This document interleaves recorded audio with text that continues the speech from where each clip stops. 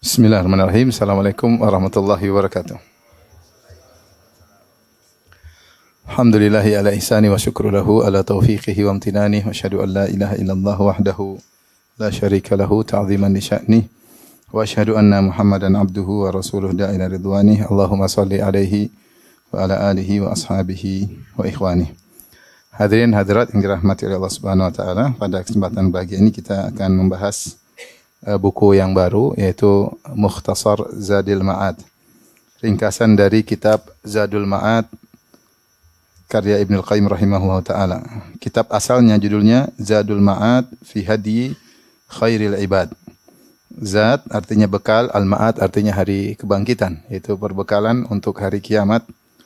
Fi Hadi Khairil Ibad, tentang petunjuk hamba yang terbaik, maksudnya petunjuk-petunjuk Nabi sallallahu alaihi wasallam. Yaitu buku ini menjelaskan tentang petunjuk Nabi dalam muamalah, petunjuk Nabi dalam ibadah, dalam wudunya, dalam salatnya, dalam bermuamalah, sehingga Ibnul Qayyim rahimahullahu taala mengumpulkan petunjuk-petunjuk Nabi secara ringkas dan padat sehingga kita mudah untuk menelaah petunjuk-petunjuk Nabi tersebut.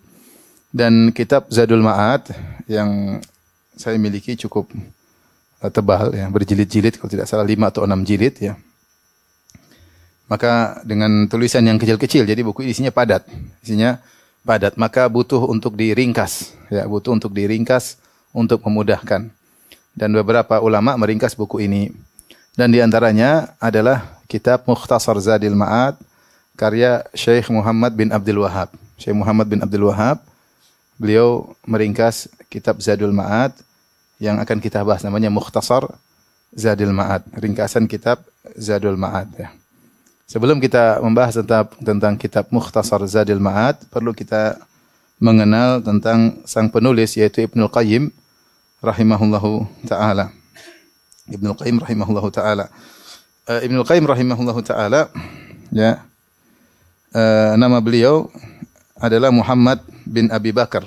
Muhammad bin Abi Bakar. Beliau dikenal dengan laqab Syamsuddin, ya, Syamsuddin gelarnya, dan kunyahnya Abu Abdullah. Jadi Syamsuddin Abu Abdullah, namanya Muhammad. Muhammad bin Abi Bakar bin Ayyub bin Sa'ad bin Huraiz atau Hirriz Az-Zar'i Ad-Dimashqi, yang masyhur dengan Ibnu Qayyimil Jauziyah. Ibnu Qayyimil Jauziyah.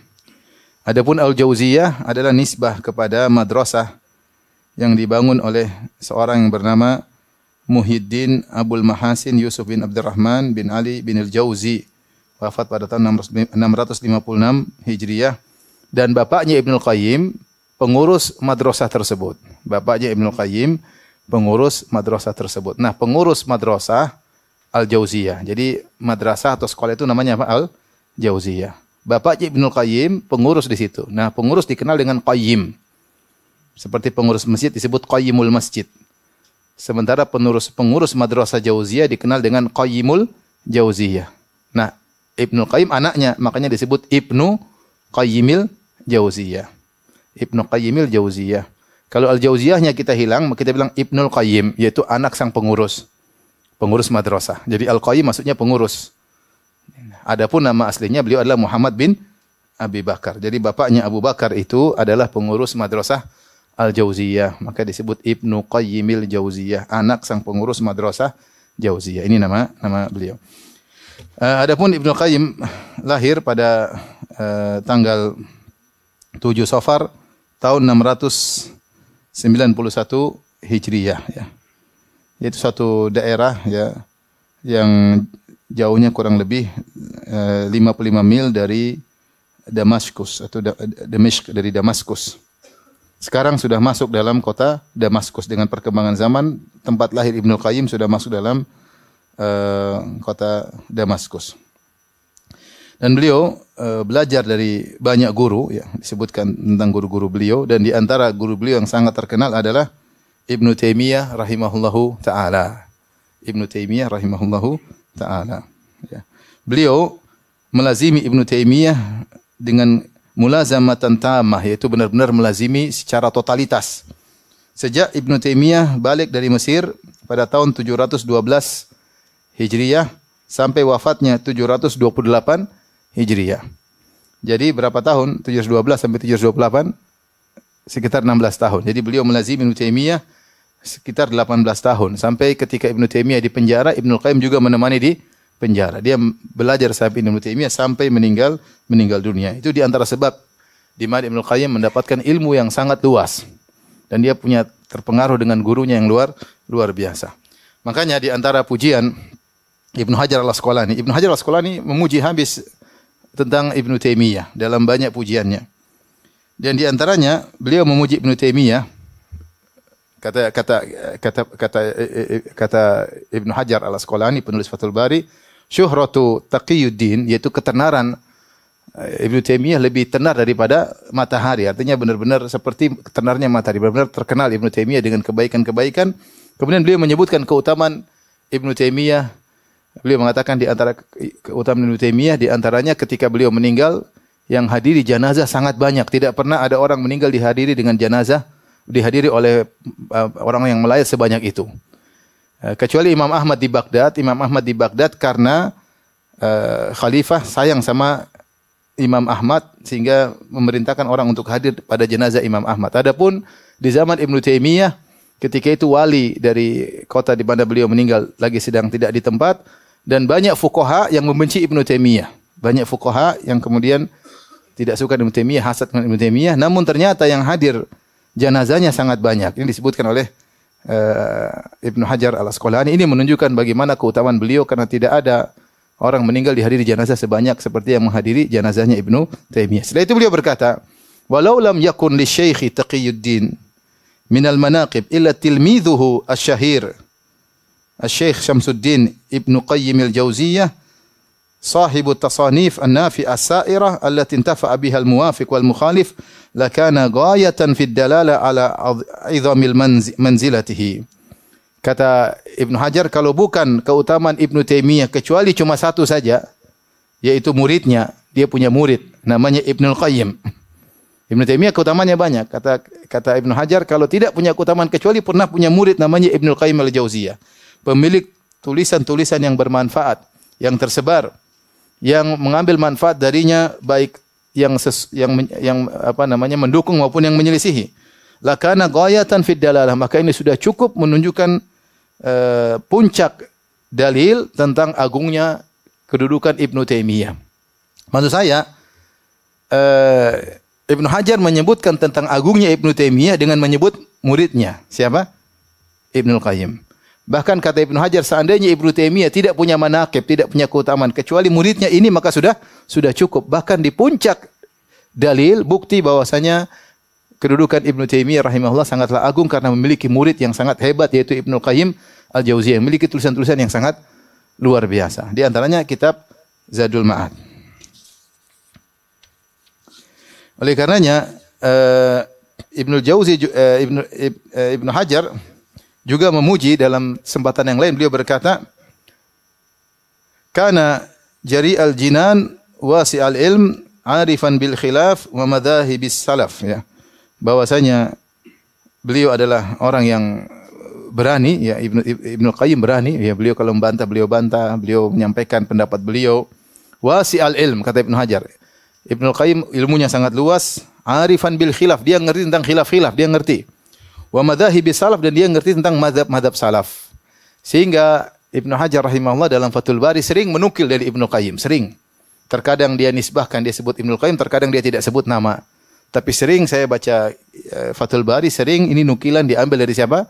Ibnu Qayyim. Kadang dia sebut nama, kadang dia tidak sebut nama. Artinya Ibnu Hajar rahimahullah mengambil manfaat dari kitab-kitab Ibnu Qayyim al-Jauziyah. Ibnu Qayyim al-Jauziyah. Baik, oleh karenanya Ibnu Qayyim terpengaruh dengan gurunya dan dia banyak juga menulis tentang akidah sebagaimana yang dilakukan oleh gurunya Ibnu Taimiyah rahimahullahu taala. Ibnu Taimiyah rahimahullah adalah seorang yang perhatian terhadap akidah. Oleh karenanya tidak ada suatu kesesatan di zaman beliau kecuali beliau bantah. Sehingga tulisan beliau tentang syarah hadis tidak banyak, tentang tafsir juga tidak banyak. Tulisan tentang fikih pun tidak banyak, kebanyakannya adalah fatwa-fatwa beliau.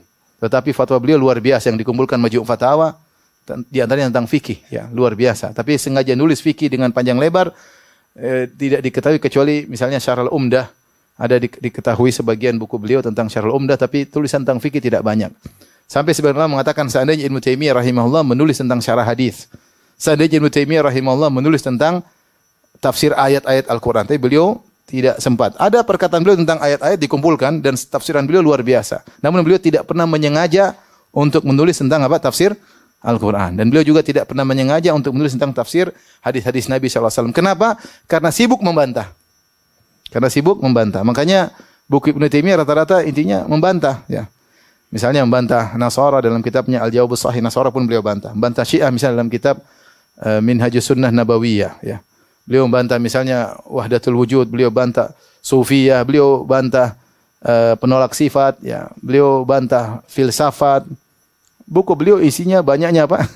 Bantahan. Karena beliau pandang itu yang penting di zaman tersebut ketika bid'ah sudah merajalela tersebar di mana-mana. Dan itu diikuti oleh muridnya. Oleh karena Ibnu Qayyim rahimahullah juga punya buku-buku bantahan. Ya. Seperti Ighatsatul Lahfan, beliau juga bantahan. Kemudian seperti Sawa'iqul Mursalah juga bantahan yang sekarang diringkas disebut Mukhtasar Sawa'iqul Mursalah, diringkas 4 jilid ya. 4 jilid itu sudah 1 jilid tebal-tebal, itu sudah ringkasannya gimana Pak aslinya ya. Jadi beliau juga banyak membantah. Seperti Al-Kafiyah Syafiyah, beliau juga isi banyak bantahan-bantahan ya. Jadi beliau terpengaruh dengan gurunya. Dan yang menarik ketika beliau dalam kitabnya As-Sawa'iqul Mursalah, ketika beliau membantah tentang kaidah Ahlul Bidah, taqdimul akal ala nakal, Ahlul Bidah mengatakan bahwasanya akal harus didahulukan daripada dalil. Akal harus didahulukan dari dalil. Maka beliau bantah dari banyak sisi, puluhan sisi. Kata beliau ini tidak benar. Dari sekian banyak sisi. Sisi pertama, sisi kedua, sisi ketiga. Beliau terus bantah puluhan sisi. Kemudian beliau berkata, apa yang saya sampaikan ini hanyalah qatrah atau hanyalah satu tetesan dari lautan ilmu guruku. Dari lautan ilmu guruku. Itu ilmunya siapa? Ibnu Taimiyah rahimahullahu ta'ala. Jadi bagaimana luasnya ilmu Taimiyah, kita lihat muridnya saja luar biasa. Maka wajar jika Ibnu Hajar berdalil dengan Ibnul Qayyim akan agungnya siapa? Ibnu Taimiyah. Jadi kalau tidak ada keutamaan Ibnu Taimiyah kecuali muridnya ini aja, satu ini aja, maka sudah cukup. Lakana ghayatan fid dalalah, maka sudah puncak bukti bahwasanya Ibnu Taimiyah ala idhami manzilatihi, akan agungnya kedudukan Ibnu Taimiyah karena muridnya Ibnu Qayyim ini sangat luar biasa. Oleh karenanya beliau membantah juga para penolak sifat ya. Dan beliau memerangi taklid ya, mirip dengan gurunya Ibnu Taimiyah rahimahullahu taala. Tapi saya sebutkan murid-muridnya. Siapa murid-murid Ibnul Qayyim? Ibnul Qayyim murid-muridnya banyak. Di antaranya ya adalah Al-Hafiz Al-Imam Zainuddin Abul Faraj Abdurrahman bin Ahmad bin Rajab Al-Baghdadi. Itu Ibnu Rajab Al-Hambali, yang dikenal dengan Ibnu Rajab Al-Hambali, yang punya buku Jami'ul Ulum wal Hikam, yaitu syarah terbaik tentang Arba'in Nawawiyah. Dan beliau tambah 8 hadis hingga sempurna 50 hadis. Ini buku paling top. Tidak ada orang bicara tentang syarah Arba'in kecuali kembali kepada buku ini. Karena Ibnu Rajab Al-Hambali mensyarahnya dengan luar biasa. Dan dia punya banyak tulisan juga tentang tafsir, tentang banyak tulisan beliau dikumpulkan dalam Rasail Ibnu Rajab ya. Ini pun luar biasa. Kalau kita baca buku-bukunya Ibnu Rajab, kita lihat bagaimana luasnya ilmu Ibnu Rajab. Orang yang sangat alim. Ini ternyata muridnya siapa? Ibnu Al-Qayyim. Di antaranya, muridnya Ibnu Al-Qayyim, di antara yang mengambil ilmu dari beliau juga adalah Imam Ibnu Katsir. Al-Imam Ibnu Katsir. Yaitu Imaduddin Ismail bin Umar bin Katsir Ad-Dimashqi ya.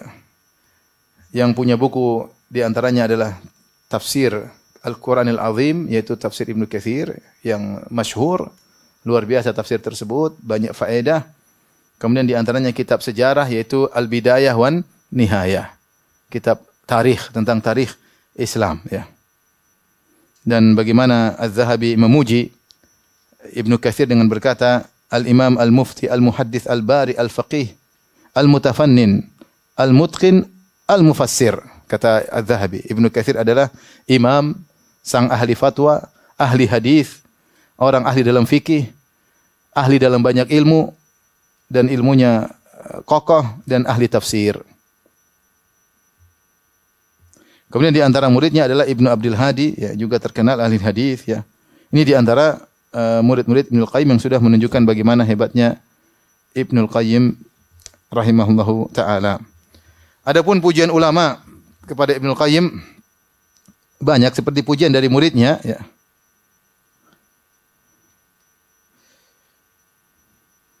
Disebut tentang pujian tentang ilmunya, ya. Kana arifan bit tafsir, kata Ibnu Rajab Al-Hambali, Ibnul Qayyim adalah orang yang ahli dalam tafsir. La yujara fihi, tidak ada yang menandinginya. Wa bi usuluddin, ahli dalam masalah usul, ya. Wa ilaihi fihi mal muntaha, puncak ilmu kembali kepada ilmu usul fikih maupun ilmu tafsir kembali kepada beliau. Ya, beliau juga ahli dalam hadis, makna-maknanya dan seterusnya. Kemudian beliau berkata, wa kana rahimahullah dha ibadatin wa tahajjudin wa tuli salatin ilal ghayatil quswa. Ibnul Qayyim adalah orang yang ahli ibadah dan ahli tahajud. Dan kalau salat sangat lama, ya. Wala hajin bidzikr, dan suka berzikir. Suka berzikir, ya. Jadi beliau bukan cuma ahli ilmu tapi juga ahli ibadah. Beliau berkata, ya, wa syaghafin bil mahabbah wal inabah wal iftiqar ila Allah taala wal inkisari lahu wal itrah baina yadayhi ala atabati ubudiyyati. Artinya rajin ibadah, sangat rajin ibadah, sering menunduk di hadapan Allah Subhanahu wa taala. Kemudian kata Ibnu Rajab, lam usyahid mithlahu fi dzalik, aku tidak pernah melihat orang seperti dalam masalah ibadah, selalu beribadah. Wala ra'aitu awsa'a minhu ilman, aku tidak melihat ada orang yang lebih berilmu darinya di zaman Ibnu Rajab tentunya. Wala a'rafa bi ma'anil Qur'ani was sunnah, dan tidak ada orang lebih berilmu di zaman dia tentang makna Al-Qur'an dan sunnah. Wa haqa'iqal iman, dan juga tentang haqa'iqil iman, tentang hakikat keimanan. Akan tetapi walaysa huwa bil ma'sum, namun dia tidak maksum, ya. Walakin lam ara fi ma'nahu mithlahu, namun aku tidak melihat ada orang seperti beliau, ya.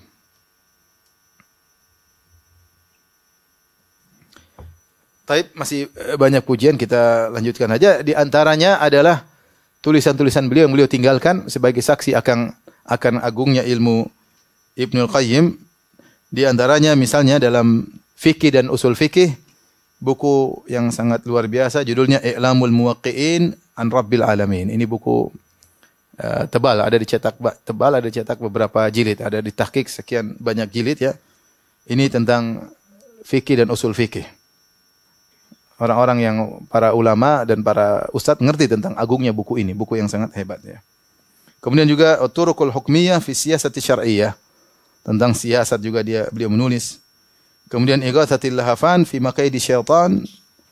Demikian juga Tuhfatul Maudud fi Ahkamil Maulud, ya. Ahkam Ahli Dhimmah Al-Furusiyah. Adapun dalam hadis dan sirah, misalnya tentang Tahdhib Sunan Abi Daud, ya. Kemudian tentang sirah di antaranya Zadul Ma'ad yang akan kita bahas. Tentang akidah misalnya Ijtima' al-Juyush al-Islamiyah ala Ghazwil Mu'attilah wal Jahmiyah, dan juga As-Sawa'iqul Mursalah ala Jahmiyah wal Mu'attilah. Di antara beliau tulis juga tentang masalah takdir, luar biasa. Buku judulnya Syifaul Alil fi Masail Qadha wal Qadar wal Hikmah wat Ta'lil. Ini buku luar biasa tentang masalah takdir, 2 jilid. Beliau bahas dengan detail, tidak ada orang bahas seperti beliau. Bukunya Syifaul Alil. Membuka cakrawala, membantah syubhat, luar biasa. Kemudian buku juga membantah Ahlul Kitab, Hidayatul Hayara minal Yahudi wan Nasara, ya. Ini beliau juga punya buku tentang hal tersebut. Dan juga tentang zikir. Kemudian misalnya kitab Al-Fawaid, kitab tentang Al-Jawabul Kafi, tentang orang yang terjebak dengan syahwat. Dia tulis 1 buku indah sekali membahas tentang hal tersebut. Juga Tibyan fi Aqsamil Quran wa Badil Fawaid. Intinya buku-buku beliau luar biasa, di antaranya tentang hati, misalnya kitab Miftah dari Sa'adah, Madarijus Salikin, tentang masalah hati. Intinya beliau adalah seorang yang alim, dan beliau wafat pada tahun 751 Hijriah. Inilah muqaddimah tentang Ibnu Qayyim rahimahullahu taala, dan kita akan masuk dalam kitab Zadul Ma'ad, dan saya akan bahas tentang mukhtasarnya, mukhtasar Zadul Ma'ad. Tapi kita bacakan. Kata Ibnu Qayyim sebagaimana diringkas oleh Syekh Muhammad Abdul Wahhab rahimahullahu taala, Bismillahirrahmanirrahim, wa bi thiqati wal ismah, dengan menyebut nama Allah Subhanahu wa taala kita meletakkan kepercayaan kepada Allah dan kita meminta pertolongan penjagaan dari Allah Subhanahu wa taala. Kemudian beliau buka alhamdulillahirabbil alamin wa asyhadu an la ilaha illallah wahdahu la syarikalah wa asyhadu anna Muhammadan abduhu wa rasuluh. Beliau berkata, fa inna Allah Subhanahu wa taala huwal mutafarrid bil khalqi wal ikhtiyar. Sungguhnya Allah Maha Esa dalam penciptaan dan pemilihan. Jadi Allah Subhanahu wa taala yang mencipta cuma Allah Subhanahu wa taala. Setelah Allah mencipta, Allah sendiri juga yang memilih. Allah pilih-pilih ya. Beliau ingin menyebutkan bahwasanya Allah bukan cuma mencipta, setelah Allah menciptakan makhluknya ada yang Allah pilih-pilih. Pilih untuk jadi rasul, pilih untuk jadi malaikat yang diutus, pilih untuk menjadi tanah haram misalnya, pilih untuk Allah memilih. Kata Allah, "Wa rabbuka yakhluqu ma yasha' wa yakhtar, ma kana lahumul khiyarah." Subhanallahi wa ta'ala amma yusyrikun. Dan Rabbmu lah yang menciptakan apa yang Dia kehendaki dan memilih apa yang Dia kehendaki. Jadi Allah mencipta apa yang Allah kehendaki, Allah juga memilih apa yang Allah kehendaki. Tidak ada pilihan bagi mereka. Maha suci Allah dari kesyirikan yang mereka lakukan. Wal murad bil ikhtiyar, yang dimaksud dengan ikhtiyar maksudnya adalah ijtiba, yaitu pilihan. Al istifa. Istifa maknanya pilihan, ya. Dan firman Allah, "Ma kana lahumul khiyarah", maksudnya tidak ada pilihan tersebut dikembalikan kepada manusia. Murni Allah memilih satu dari yang lainnya. Sebagaimana Allah Maha Esa dalam penciptaan, Dia juga Maha Esa dalam memilih. Fa innahu a'lamu bimawaqi ikhtiyarihi, karena Allah lebih tahu mana yang harus Dia pilih. Sebagaimana Allah berfirman, "Allahu a'lamu haitsu yaj'alu risalata." Di antara contoh pilihan, Allah pilih siapa yang jadi nabi. Orang-orang protes, kenapa yang nabi bukan ini, kenapa bukan itu, kenapa bukan orang Yahudi? Kenapa nabi bukan dari Indonesia misalnya? Kita bilang yang memilih siapa? Allah. Dan Dia milih semuanya dengan hikmah. Dan Allah mengatakan, "Allahu a'lamu haitsu yaj'alu risalata." Allah lebih tahu di mana Dia meletakkan risalah, siapa yang dipilih menjadi nabi. Wa kama qala ta'ala, sebagaimana firman Allah Subhanahu wa taala menyebut tentang orang-orang Quraisy, mereka mengatakan, wa qalu laula nuzzila hadzal qur'anu ala rajulin minal qaryataini azim. Kenapa mereka berkata, kenapa Al-Qur'an tidak diturunkan ya kepada seorang yang dari dua kota yang besar ini, maksudnya dari kota Mekah dan kota Taif. Kenapa tidak diturunkan? Ada yang mengatakan kepada Urwah bin Mas'ud Ats-Tsaqafi. Kenapa turunkan sama Muhammad? Jadi mereka protes. Kenapa tidak diturunkan kepada Urwah bin Mas'ud Ats-Tsaqafi tetapi diturunkan kepada Muhammad sallallahu alaihi wasallam? Maka Allah bantah, "Ahum yaqsimuna rahmata rabbik." Apakah mereka hendak membagi-bagi rahmat Allah Subhanahu wa taala? Nahnu qasamna bainahum ma'isyatahum. Kami yang membagi kehidupan mereka. Jadi Allah yang milih mau kasih rahmat Allah itu kerasulan kepada siapa terserah Allah Subhanahu wa taala. Ya. Maka Allah membantah mereka ketika mereka hendak menentukan pilihan. Dan Allah menjelaskan kepada mereka bahwasanya yang menentukan pilihan membagi-bagi rahmat adalah Allah Subhanahu wa taala. Kemudian Allah mengatakan, Subhanallahi ta'ala wa ta'ala amma yusyrikun. Maha suci Allah dari kesyirikan yang mereka lakukan. Ya. Yaitu, kata Ibnul Qayyim, nazzaha nafsahu amma iqtadahu syirkuhum min iktirahihim wa ikhtiyarihim. Allah mensucikan dirinya dari keikutsertaan mereka dalam memberi ide atau dalam memilih. Yang memilih hanya Allah semata. Jadi tidak ada ngatur-ngatur Allah. Kasih ide sama Allah, enggak ada. Ya. Karena siapa yang bisa mencapai ilmu Allah? Allah yang memilih, Dia yang lebih tahu makhluk yang Dia ciptakan, dan Dia pilih di antara makhluk tersebut yang lebih tahu siapa? Allah Subhanahu wa taala. Allah menciptakan makhluk dengan beraneka ragam dan Dia memilih mana yang berhak Dia pilih. Adapun manusia kasih ide, maka ide mereka tidak diterima, pilihan mereka tidak terima, dan Allah Maha suci dari ikut sertaan mereka dalam memilih atau memberi ide.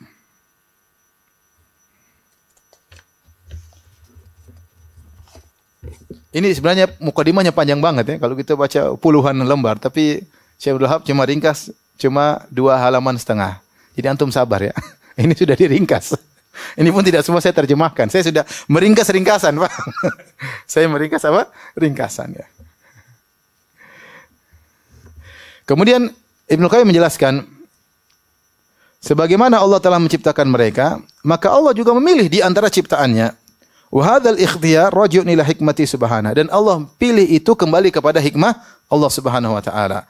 Wa ilmihi biman huwa ahlun lahu, dan Allah, ilmu Allah mana yang berhak untuk dipilih. Oleh karenanya dari sini kita paham manusia tidak berhak untuk protes.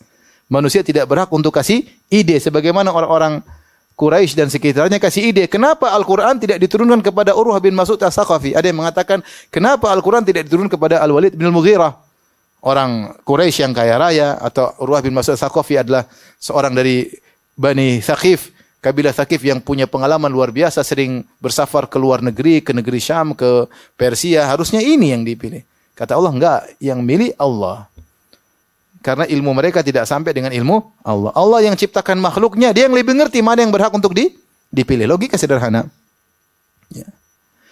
Kemudian Ibnu Qayyim berkata, "Wa hadzal ikhtiyar fi hadzal alam min a'zami ayati rububiyyati wa akbari syawahidi wahdaniyatihi wa sifati kamalihi wa sidqi rusulihi."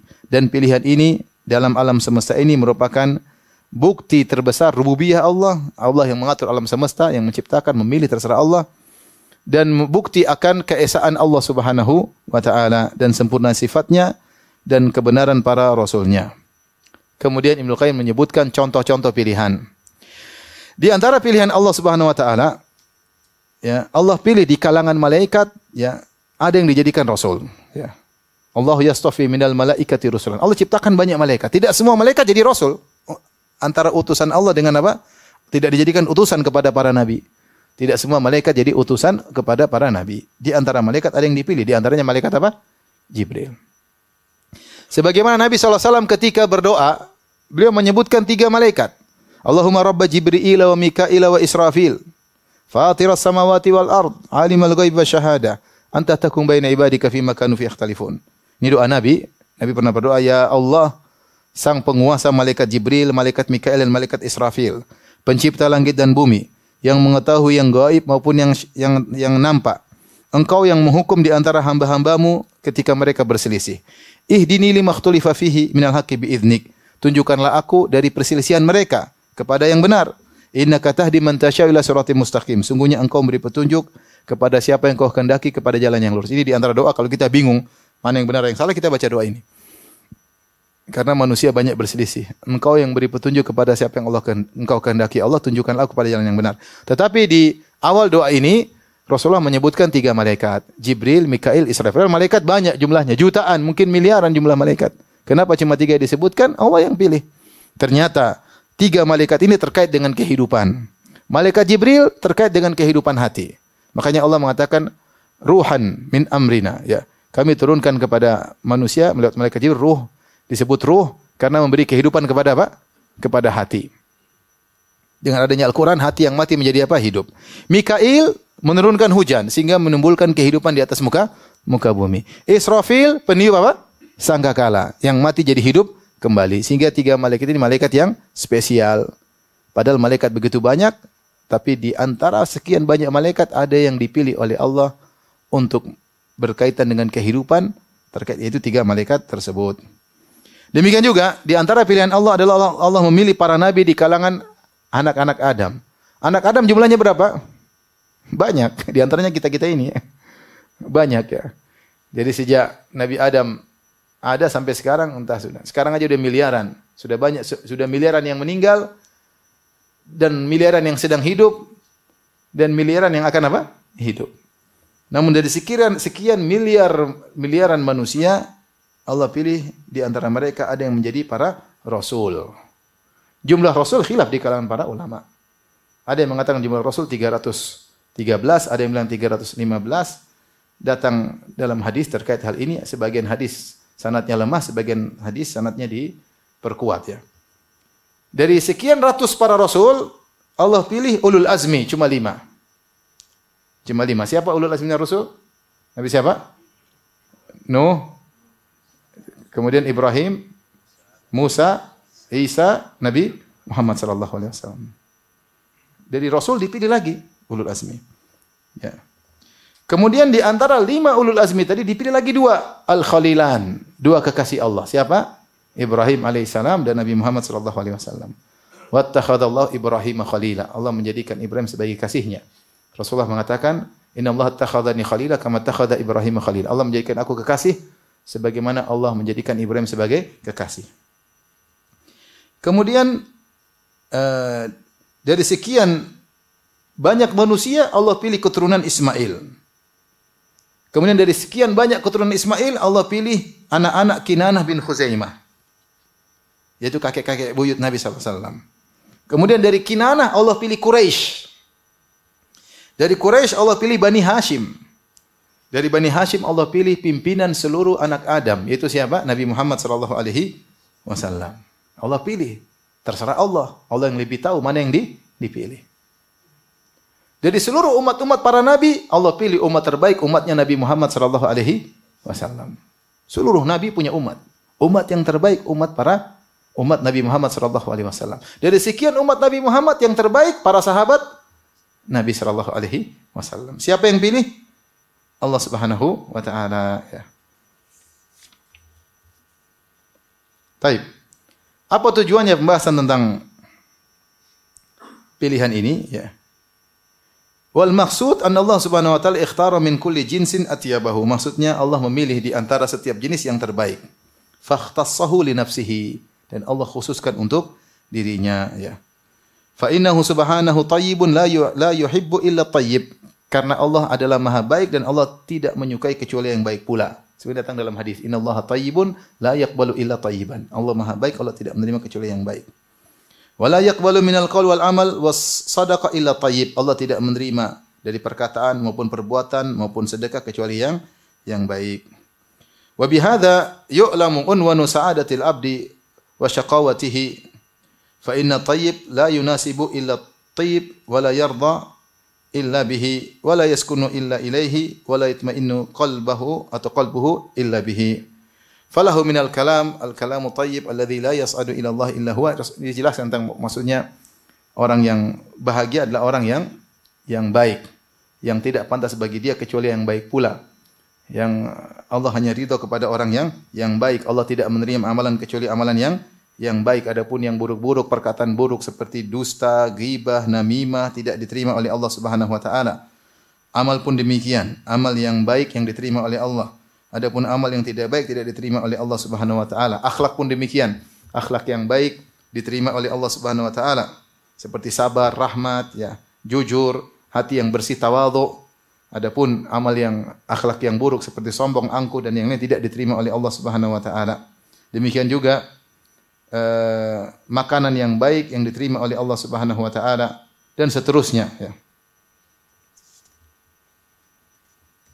Kemudian di akhir beliau berkata, wallahu subhanahu ja'ala tayyib atau tayyib bihadafirihi fil jannah wa ja'ala al-khabitha bihadafirihi fin nar. Fadarun ukhlisat lit-tayyib wa darun ukhlisat lil-khabith. Maka Allah menjadikan kebaikan dan semuanya tempat kebaikan adalah di surga, dan Allah menjadikan keburukan dan seluruh keburukan diletakkan di neraka. Maka ada tempat tinggal yang khusus untuk yang baik-baik saja, yaitu surga. Wa darun ukhlisat lil khabith, dan ada tempat tinggal yang khusus buat orang-orang yang buruk, dan itu adalah neraka Jahannam. Dan ada tempat tinggal muzija fiha al khabith bit tayyib wa hiya hadhihi dar. Ada tempat tinggal yang bercampur antara baik dan buruk, yaitu dunia ini. Fa idza kana yaumal ma'ad atau fa idza kana yaumul ma'ad mayyazallahu al khabith min at tayyib fa adal amru ila daraini faqat. Ketika hari kiamat kelak, maka Allah akan bedakan antara yang buruk dan yang baik, maka kembalilah kepada dua tempat saja, yaitu surga dan neraka. Al-maksud anna Allah ja'ala li syaqawa wa sa'ada unwanan yu'rafani bihi. Maksudnya Allah menjadikan kesengsaraan ada tandanya, kebahagiaan juga ada tandanya. Wa qad yakunu fir rajul madatani. Terkadang dalam seorang ada tanda kebahagiaan dan ada tanda kesengsaraan. Fa ayyuhuma ghalabat alaihi kana min ahliha. Maka siapa yang mendominasi, kalau kebaikan maka dia menjadi ahli kebaikan. Kalau keburukan yang mendominasi maka dia menjadi ahli keburukan, ya. Fa in aradallahu bi 'abdihi khairan taharahu qabla al-muwafat fala yahtaju ila tathhiri bin nar. Kalau Allah ingin kebaikan pada seorang hamba, dalam hamba ini ada kebaikan ada keburukan. Kalau Allah ingin kebaikan bagi dia sebelum meninggal, Allah bikin dia kebaikannya mendominasi. Paham? Sebelum meninggal dia banyak beramal soleh, sehingga ketika dia meninggal tidak perlu dibersihkan di neraka. Ya. Wa hikmatu ta'ala ta'ba an yujawirahu al-'abd fi darihi bi khaba'ithihi fayudkhiluhun nara tuhratan lahu. Dan Allah tidak ingin ada orang masuk surga masih ada kotoran dalam dirinya. Kalau seorang meninggal masih ada kotoran dalam dirinya, maka harus dicuci dulu. Di mana? Di neraka jahanam. Ya. Wa iqamatu hadzal naw' fiha ala hasabi sur'ati zawalil khaba'ith wa but'iha. Dan lamanya seorang dalam neraka sesuai dengan banyaknya kotoran atau tidak. Semakin cepat bersih kotorannya, maka semakin cepat masuk surga. Semakin banyak kotorannya, semakin lama dia di neraka jahanam. Walamma kana al-musyrik khabithadz dzat. Adapun orang musyrik secara zatnya dia kotor, maka tidak bisa dicuci oleh neraka jahanam. Seperti anjing kalau dimasukkan dalam lautan tetap saja najis. Oleh karenanya orang musyrik tidak akan dibersihkan, maka dia kekal dalam neraka jahanam. Adapun orang mukmin kalau dia bersih, tidak ada kotoran, maka dia tidak akan masuk dalam neraka jahanam karena tidak perlu dibersihkan. Yang perlu dibersihkan orang mukmin yang ada kotorannya, yang ada dosa-dosanya. Ya. Fa subhana man baharat hikmatahu al-uqul. Maka maha suci Allah Subhanahu wa taala yang akal kagum dengan hikmah-hikmah Allah Subhanahu wa taala. Kita lanjutkan. Dari sini kata Ibnu Qayyim rahimahullah taala, diketahui bahwasanya kebutuhan para hamba untuk mengetahui tentang Rasulullah sallallahu alaihi wasallam dan apa yang dibawa oleh Nabi, ajaran Nabi sallallahu alaihi wasallam adalah kebutuhan yang mendesak, darurat, melebihi segala yang darurat. Fa innahu la sabila ilal falah illa bi ala yadayhi. Karena seorang tidak akan bahagia kecuali melalui jalan Nabi sallallahu alaihi wasallam. Dan tidak mungkin seorang mengetahui mana yang baik dan mana yang buruk secara terperinci kecuali lewat Nabi sallallahu alaihi wasallam. Jadi Ibnu Qayyim tadi jelaskan, orang di akhirat cuma 3 model, langsung masuk surga, ada langsung masuk neraka.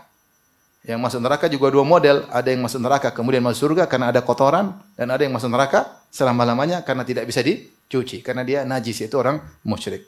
Nah, untuk mengetahui mana yang baik, mana yang bersih, mana yang kotor, ya, kita tidak ada jalan kecuali lewat ajaran siapa? Nabi Muhammad sallallahu alaihi wasallam.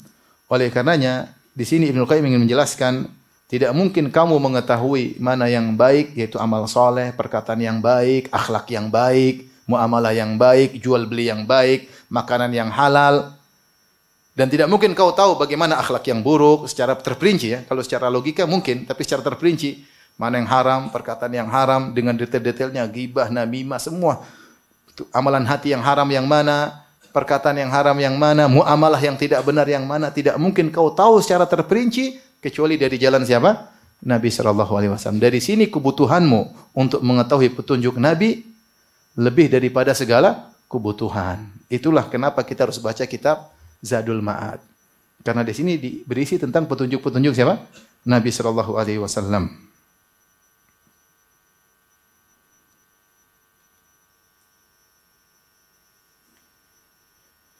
Dan banyak orang tidak sadar akan hal tersebut, ya. Kalau dia tidak mendapat petunjuk Nabi sallallahu alaihi wasallam, tentu hatinya akan rusak. Hanya saja kalau hatinya sudah mati, dia tidak akan merasakan hal tersebut.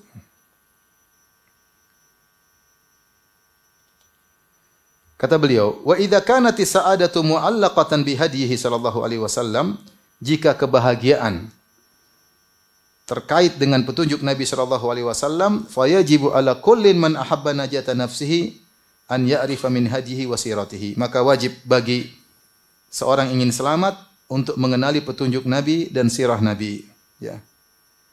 Agar dia bisa selamat, ya. Maka kondisi manusia terkait dengan petunjuk Nabi sallallahu alaihi wasallam, ada yang sedikit pingin tahu sedikit-sedikit saja, dan ada yang pingin tahu banyak tentang petunjuk Nabi sallallahu alaihi wasallam, dan ada yang terhalangi tidak pingin tahu petunjuk Nabi sallallahu alaihi wasallam. Dan karunia di tangan Allah Subhanahu wa taala, Allah berikan kepada siapa yang Allah kehendaki. Wallahu dzul fadlil azim, dan Allah pemilik karunia yang agung. Tapi itu semua mukaddimah yang bukan yang panjang, yang apa? Yang ringkas. Intinya saya ulangi, saya ringkaskan mukaddimah tersebut. Intinya Ibnu Qayyim mengatakan Allah Maha Pencipta, Allah juga Maha Memilih. Sebagaimana Allah mencipta sendiri, Allah juga memilih sendiri. Tidak mungkin ada orang ikut serta dalam pemilihan Allah Subhanahu wa taala. Karena ilmu manusia terbatas. Allah yang ciptakan manusia dengan berbagai macam modelnya, dia berhak yang memilih. Memilih malaikat yang mana yang jadi utusan, memilih nabi yang mana, rasul yang mana, sebagaimana kita sebutkan. Demikian juga Allah menjelaskan mana yang baik dan mana yang buruk. Allah pilih yang baik untuk dirinya, maka Allah tidak menerima kecuali perkataan baik, amal yang baik, amalan hati yang baik, makanan yang baik, segala yang baik-baik. Yang buruk-buruk Allah tidak terima. Nah, yang mengetahui mana yang baik, yang buruk siapa? Paling tahu Nabi Muhammad sallallahu alaihi wasallam. Maka mau tidak mau, agar kau bisa menjadi orang yang baik, kau harus belajar dari petunjuk Nabi sallallahu alaihi wasallam. Kemudian baru beliau masuk ke intinya. Nah, kita sekarang baru belajar apa? Intinya. Sabar ya. Taib faslun. Ini contoh aja. Ini buku ini menarik ya. Karena dia akan sebut petunjuk Nabi dalam hal ini, petunjuk Nabi dalam hal ini. Kita masuk contoh pertama. Saya tidak akan baca panjang karena waktu sudah mau habis. Faslun fi hadyihi fil wudu. Fasal tentang petunjuk Nabi sallallahu alaihi wasallam terkait wudu. Bagaimana sih wudu Nabi? Beliau sampaikan secara ringkas. Saya bacakan. Karena sallallahu alaihi wasallam yatawaddau li kulli salatin fi ghalibi ahyanihi.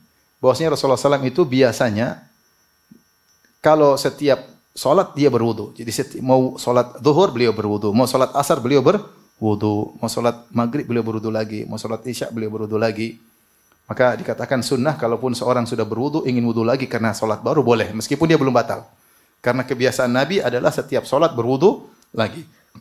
Wa rubbama shalla shalawat bi wudhu'in wahid. Namun terkadang Nabi salat beberapa salat satu wudu. Untuk menjelaskan boleh. Sampai ada saya bertanya, "Ya Rasulullah, saya lihat Anda banyak salat sekali wudu." Rasulullah menjelaskan bahwasanya beliau sengaja melakukannya. Beliau sengaja melakukannya.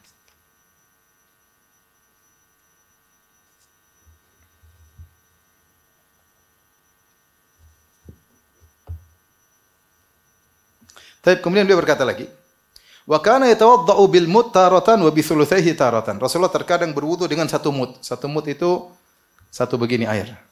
Jadi 4 mut 1 sa'. Kalau kita bayar zakat itu 4 begini. 1 ambil beras, 2 3 4 1 sa'. Seperempat sa' yaitu satu begini namanya satu mut. Jadi air yang digunakan oleh Nabi untuk berwudu kira-kira segini. Ini kira berapa mililiter? Kira-kira segini. Cukup. Ya, sekitar berapa? 200 mili. Yang benar ah. Satu sa' itu kira-kira berapa liter? Buat zakat itu berapa liter? Liternya berapa kira-kira? 3 liter. 2,5 liter. Tahu 2,5 liter. 2,5 liter bagi 4? 500 lebih. 500 mililiter lebih. Ya kan? Iya. Ya, 500. Jadi kira-kira segitulah wudu Nabi. Tidak sedikit juga. Tidak, tapi juga tidak kebanyakan. Nah, ini maksudnya sebagai gambaran aja.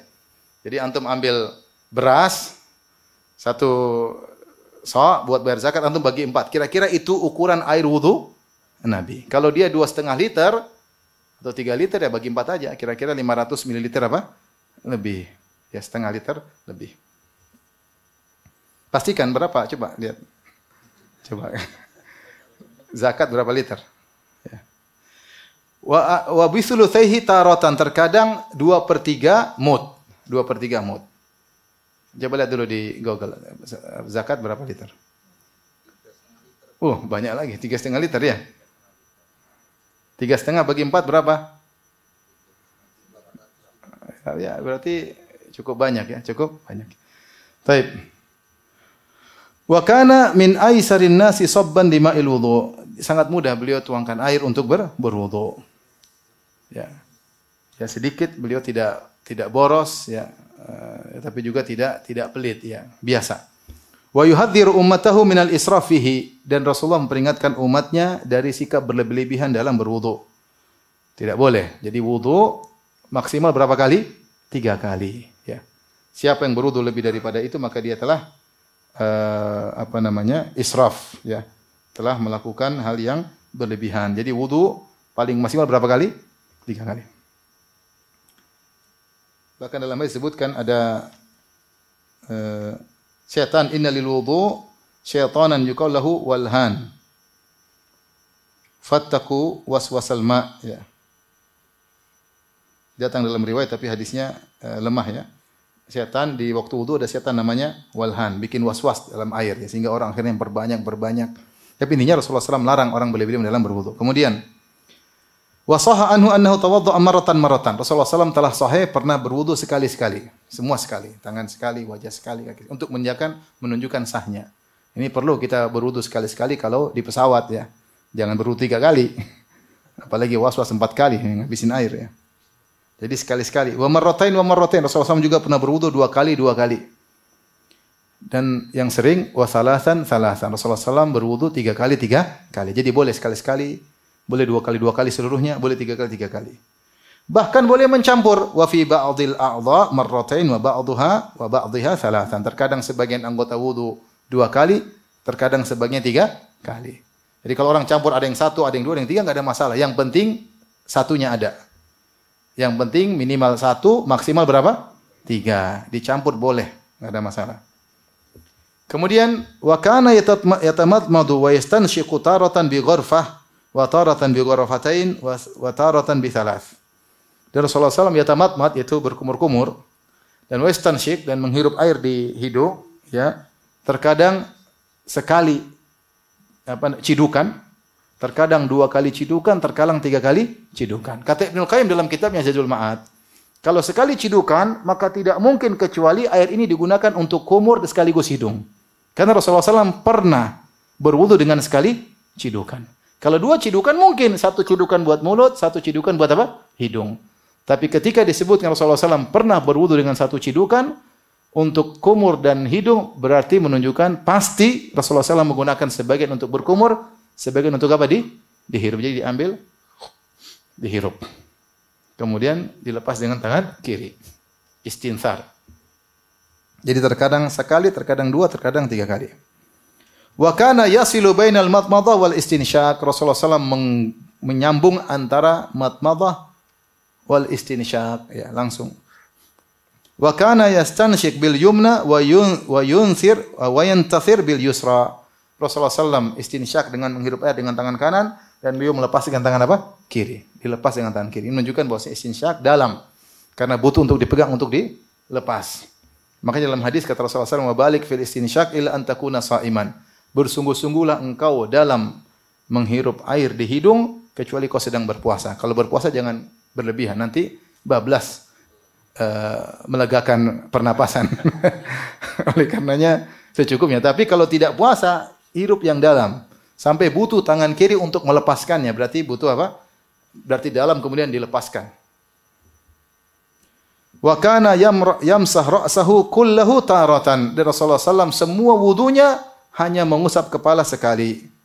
Wa taratan yuqbilu biyadayhi wa yudbiru bihima. Terkadang 2 kali maksudnya begini dan begini. Tapi totalnya cuma 1. Jadi bukan 2 kali. Tidak. Kata Ibnu Qayyim berdasarkan hadis yang ada, Rasulullah mengusap kepalanya cuma apa? Sekali. Tentu ini masalah khilaf. Kita tahu ulama Syafi'iyah mengatakan disunahkan 3 kali. Mereka berdalil dengan hadis umum, Rasulullah berwudu 3 kali. Kata mereka 3 kali semuanya boleh. Termasuk apa? Kepala. Namun Ibnu Qayyim mengatakan itu hadis tidak sharih. Hadis yang sharih, yang tegas, yang jelas, Rasulullah cuma apa? Sekali. Al-Hafidz Ibnu Hajar menyebutkan riwayat-riwayat mursal saling menguatkan, intinya boleh 3 kali. Allah alam bisawab, intinya ini masalah khilaf, tetapi hadis-hadis datang dari Nabi SAW, beliau cuma mengusap berapa kali? Sekali. Kemudian juga tidak perlu 3 kali. Kenapa? Dari sisi lain, karena mengusap kepala itu bukan dicuci. Yang penting apa? Diusap. Usap kan beda. Kalau usap itu tangan kita basah, kita apa? Usap. Kalau cuci itu kita ambil air baru guyur. Itu namanya cuci. Membasuh. Tangan, wajah, kaki, semuanya membasuh. Maka butuh sekali, 2 kali, atau 3 kali. Tetapi kepala butuhnya al-masah. Al-masah itu bukan mengguyur, cuma sekedar tangan basah kemudian apa? Diusap. Makanya kalau al-masah al-khuffain, kalau kita pakai sepatu, kita bukan guyur air, kita cuma mengusap. Sehingga karena cuma mengusap maka tidak butuh 3 kali. Paham? Tapi ini tadi saya katakan masalah khilafiyah. Walam yasih annahu taqsara ala masi ba'di ra'si al-battah. Ya. Kata Ibnu Qayyim, tidak ada dalil sama sekali yang menunjukkan Nabi pernah mengusap sebagian kepalanya saja, tidak pernah. Katanya cuma segini, Cuma begini enggak pernah. Rasulullah selalu seluruh apa? Kepalanya. Ini juga masalah apa? Khilaf, masalah khilaf ya.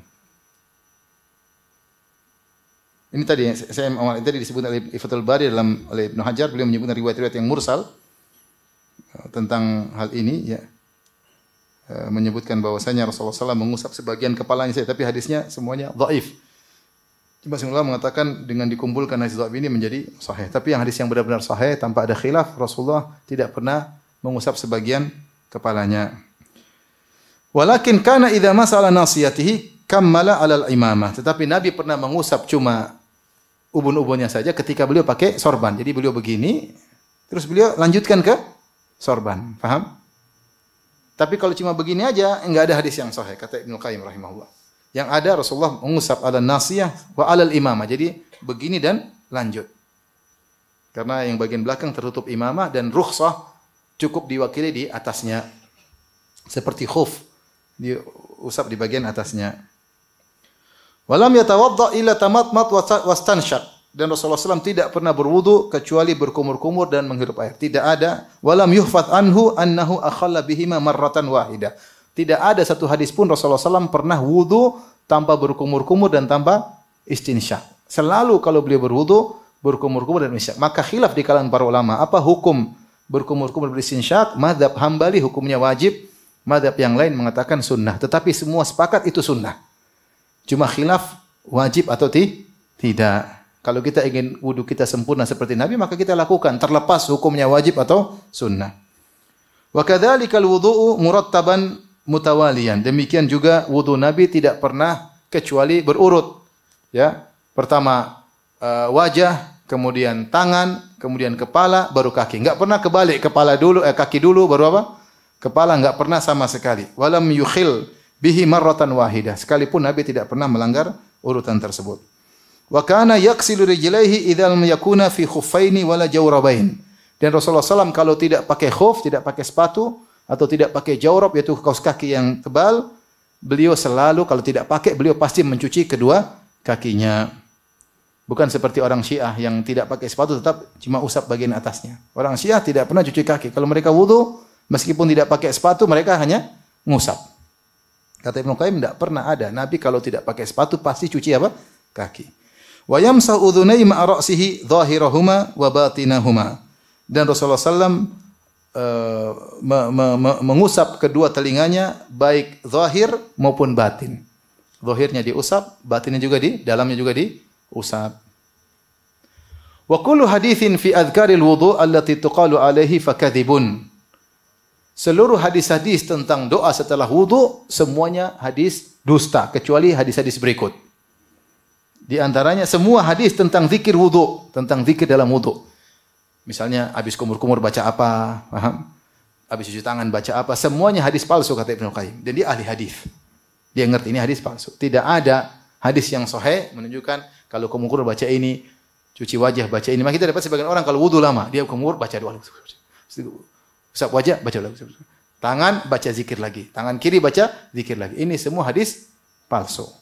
Yang ada disyariatkan cuma tasmiyah di awal sebelum berwudu bilang apa? Bismillah. Kemudian di akhirnya berdoa di antaranya asyhadu alla ilaha illallah wahdahu la syarikalah wa asyhadu anna Muhammadan abduhu wa rasuluh. Allahumma ja'alni minat tawwabin wa ja'alni minal mutatahhirin. Kalau itu ada dalilnya. Kemudian juga dalam hadis yang lain boleh baca subhanakallahumma bihamdika asyhadu alla ilaha illa anta astaghfiruka wa atubu ilaik. Selain itu hadisnya semua palsu. Jadi tidak ada zikir setelah kumur-kumur, zikir setelah mengusap wajah, membasuh wajah, zikir setelah membasuh kedua tangan, tidak ada.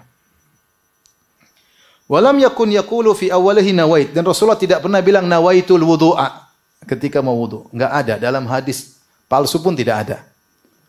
Tidak ada Rasulullah pernah ketika berwudu bilang apa? Nawait. Wala ahadun minas sahabatil battah. Bahkan tidak seorang sahabat pun yang berwudu bilang apa? Nawait. Padahal jumlah sahabat ada ribuan. Tidak diriwayatkan seorang pun dari mereka ketika mau berwudu bilang apa? Nawait. Dan sebaik-baik petunjuk siapa? Nabi Muhammad sallallahu alaihi wasallam. Walam yatajawaz thalath faqat. Dan tidak ada yang berwudu lebih dari tiga kali. Rasulullah SAW tidak berwudu lebih dari 3 kali. Paling maksimal berapa kali? 3 kali.